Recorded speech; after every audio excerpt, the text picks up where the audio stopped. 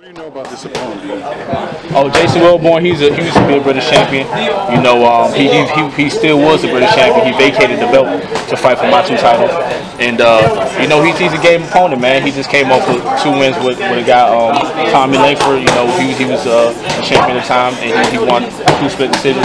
But he's a game fighter, man. He just lost his mom. You know, I send my condolences. And when a fighter is like that, have something to fight for, they definitely will come to fight. So I know he's going to definitely come that night prepared and to let everything out. He has nothing to lose. Have you sold boxing fans on your style of boxing? Because everybody was questioning your style, your footwork, your technique, but you were able to walk these fights. But you think, is that your selling point for the fight? That's just who you are? Yeah, man, I'm going to go back to the old Swift, man. That's why I got the name, you know, Swift. I wasn't always the fighter that people was able to see on TV.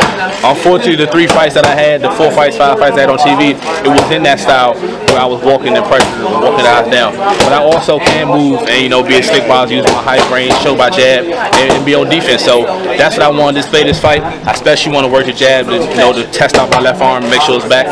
And we're gonna have a great night though. What does it say about you that you're still fresh? You had that brutal fight with Austin Scott before you fought Lara, and yet in the 12th round with 37 seconds left, you sustained power in the injured arm to drop him and decide to fight. What does that say about your resiliency? It also shows I have power on both hands. I usually get knocked out with the right hand, and I got a knockdown with everything low with the left hook. So, man, it shows I have power in both hands, and it also shows that I had the will to dig deep no matter what, man. It's just something inside of me that just allows everyone to know that no matter what opportunity, or if I have any slight chance of an opportunity, I don't care what it is, I'm gonna say I can make it into I take full advantage of it and make it work for me. You know what I mean? So no matter what it is, if it's a last round need, and I can dig deep and pull it out in the last round. Do you remember when you hurt your shoulder? Yeah, I hurt my shoulder back in February. The fight was in April. I hurt my shoulder back in February doing training camp. Was there a chance you worked on the fight? Oh yeah, it was definitely a talk about pulling out because it was painful during the sparring session. You know, if it was something like hurt after workout or something like that, I would have fought through it. But it was hurt during the sparring session. And how did you hurt? I'm not sure. I don't know. You know, working out. I woke up one morning. I was like, man, my shoulder hurt, and I was trying to push through it, but thankfully, we have a certified physician in my corner, and he was able to give me cortisone shots throughout the fight. And I was able to, Doc, my man Doc. What's his name?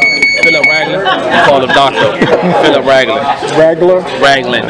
Yeah. And cortisone shots helped me through. Jarrett, could you walk us through the rehab? Kind of, I know it was 6 weeks until you started training again after the surgery. How painful was it, and how did you kind of push through all that time? Oh man, that was the rehab. I hated it, man. Listen, rehab was I had to go 3 times a week for about 6 weeks, and just working on my left arm it was painful because I wasn't usually working my rotator cuff muscle that much anyway, and then to strengthen it back up, man, it was so painful. And then after a while, my left arm and the rotator cuff began to get stronger than my right arm because I wasn't working as much as left. You know what I mean? So I had to end up working both arms. But at the end of the day, man, Carlos Martinez from Cam's Physical Therapy, he got it done. Is it mentally tough to get through rehab almost as a boxing match? Could you kind of equate those two together? It is, man, because starting off, man, you feel like the rehab is working for you because you feel your arm getting stronger.